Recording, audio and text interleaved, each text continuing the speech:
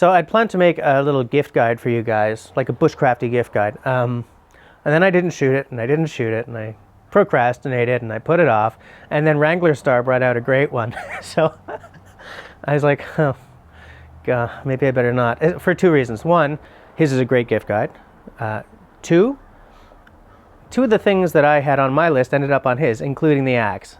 But you know what? I've decided to do it anyway because his is not bushcraft specific. His is a really good homesteaders list. And I think that a bushcraft is just a little different.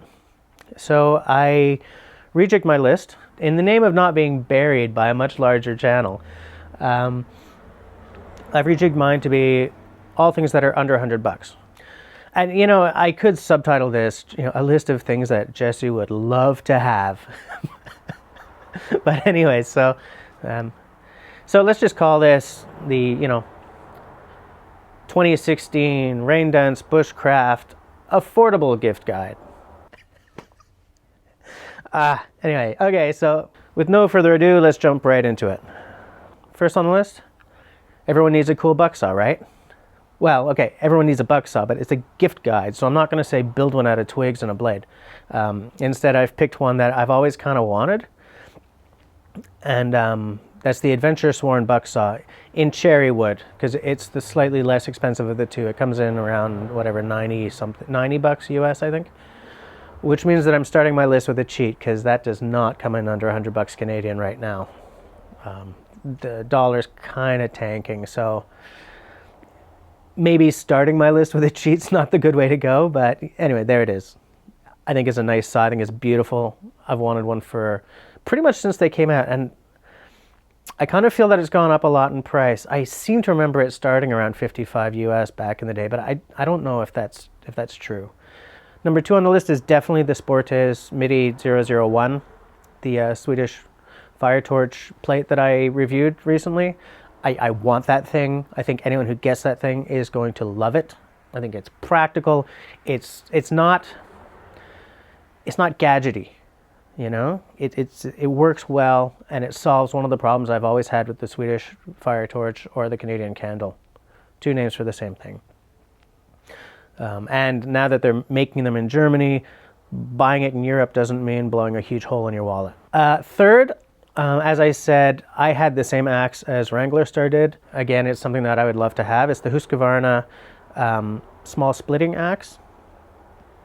Just, you know, for making kindling or, you know, small wood for the fireplace or whatever.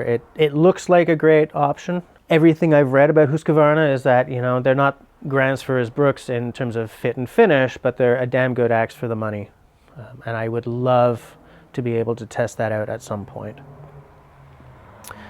Number 3 is the Canadian belt knife by Grohmann Knives. Like, they're the guys who came up with it. There are a lot of really hot sort of Canadian belt knives by other companies these days. But a lot of them have sort of gone up market. The Grohmann is, the stainless one is right in my target price. It's the original. It's got a funny thing, you know, it's got a really weird looking shape, but the ergonomics are apparently extremely good. The Hudson's Bay Tinder box kit. You know, it's that little oval tin with the lens in the middle. Looks like a fabulous size. If I ever get one, I'm definitely going to call Ron Swanson to make me a case for it. From everything I see, you can fit a really nice, like, flint and fire steel kit in there. Put a little bit of char cloth. A lot of these tins come with kits inside them. There's a nice one from Bushcraft Canada that's got a new fire steel that's much nicer than the old one. I think Beaver Bushcraft makes one. I'm not sure if I got that name right, but I'm on their Instagrammage, and I like what I see from them. Number 6 is the Helle Viking blade blank. I think, you know, I'm not the only guy who's interested in starting out in knife making. I know a lot of guys are. I know Ron Swanson's going like gangbusters. He just recently started, and his work is fabulous. It's affordable. You get a blank, pick a piece of wood, you know, maybe put a little bolster on there or whatever, and throw a little elbow grease into it, and you've got a really cool knife. And I like the finish on the Viking. You know, I like it's a little different. Number 7 is for the YouTubers out there. I've put the Western Digital MyPassport 1 terabyte drive. Now here's the thing. If I was to buy one, I would not go for the 1 terabyte drive because I've got one, and I'm at the point where I'm having to, this hurts, but I'm having to trash my old footage from previous videos in order to not run out of space. So ideally you'd go for like a 3 terabyte drive, but again, I'm trying to scrape the bottom of that $100 price range. Number 8 is a Tilley hat, specifically the cotton mesh one. The reason I picked that one is because on a really hot day, look, Quebec, it can hit -40 in the winter and it can hit +40 in the summer. Well, in this part of southern Quebec anyway, and it's muggy and it's hot. And the original Tilley hat, which I love, with the 2 little, you know, vent holes and everything, there's not enough airflow. And if you're living in a place like Arizona, there's not going to be enough airflow. With the cotton mesh, there's a lot of good airflow on a really hot day, but you know what? It's still UV proof. It still keeps the sun off your ears. It, you know, if it's raining, it's still gonna, you know, keep you from getting completely soaked right off the bat. It's a great hat. I like Tilley's stuff. I really do. I love their, you know, lifetime warranty. It's just all win. Number 9 is a little different. It's a hammer, in fact. It's the Estwing leather-handled 16-ounce hammer. It comes in 2 versions, like the sort of straighter claw and the really rounded one. I don't think it really matters which one. You know, they're both really nice. I like the look of the straighter one, but I'm not a framer, really. So the more rounded claw is probably the way to go for a guy like me. But I've always kind of thought that I'll know I've made it when I can afford a leather-handled Estwing hammer, 16 ounces sort of in the right weight for me, and a real leather tool belt, you know. It's foolish, but, you know, I do a lot of foolish things, and I believe a lot of foolish things. Anyway, so the Estwing hammer, the stack leather handle, one day. Number 10 is really cool, and it's really new. Lee Valley has an axe bracket set for hanging your axe on the wall that is a replica of an antique by Walters. And you guys know that I love Walters. You guys know that I love Lee Valley.